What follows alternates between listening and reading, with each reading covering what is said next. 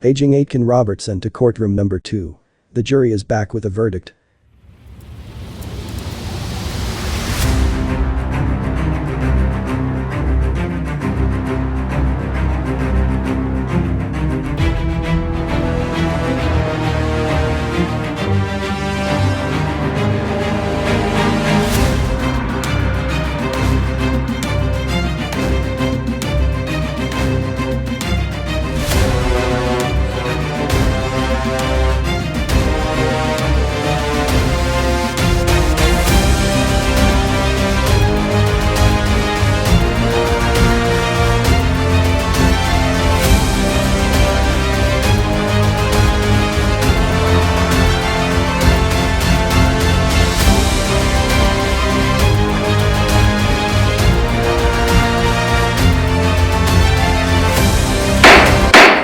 Members of the jury, how do you find the accused?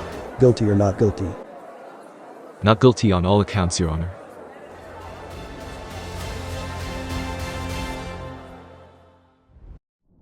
Welcome to another episode of Legally Speaking, your go-to channel for insights into the criminal world. I'm your host, Melanie van Orde, a licensed paralegal, and today we are thrilled to have defense counsel Dan Lemaire with us. Dan will be discussing the important topic of overholding of an accused. Stay tuned as we delve into this crucial issue and explore its implications. So Dan, what is considered overholding? Overholding occurs where the police have arrested you without a warrant, but they do not release you soon enough.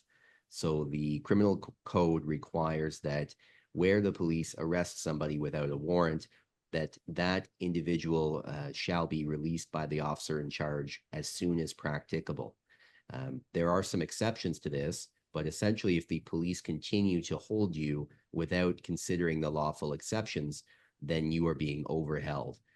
What that means is that your right to be free from arbitrary detention under the Charter of Rights and Freedoms has been violated. And then what are the legal requirements for a police officer to justify overholding in a situation? So if the police do refuse to release you as soon as practicable, they must show that it is necessary in the public interest.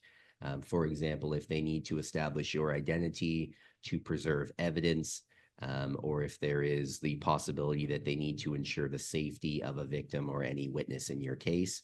Those are things that the police might consider, and those are things that the criminal code might allow the police to consider when deciding not to release you. And then Dan, you touch upon it very quickly, but what are the remedies for overholding? If there is overholding and the judge or the court finds that your Section 9 charter right has been violated, there are typically 3 remedies that are available. The first and most favorable remedy to an accused person is what is called the stay of proceedings. Essentially, the court will stop the proceedings against you to protect the integrity of the justice system. The second remedy that is available is what is called exclusion of evidence. So, for example, in a DUI case, the judge might decide to exclude the samples of your breath as a remedy for you being overheld. The third and least favorable remedy that we like to see is a sentence reduction. So in other words, the judge may find you guilty, but they may reduce your sentence, for example, reduce your fine because of the charter breach from you being overheld. Thank you so much, Dan, for joining us today and having a discussion about overholding. And thank you to everyone else for joining us on the Aitken Robertson YouTube channel. So don't forget to like, subscribe, and hit that notification bell so you never miss another video. Until next time, stay informed, stay engaged, and take care. Thank you for tuning in to Legally Speaking, proudly brought to you by Aitken Robertson Criminal Defence. We represent clients facing criminal charges all over Ontario, providing you with legal support and dedicated advocacy.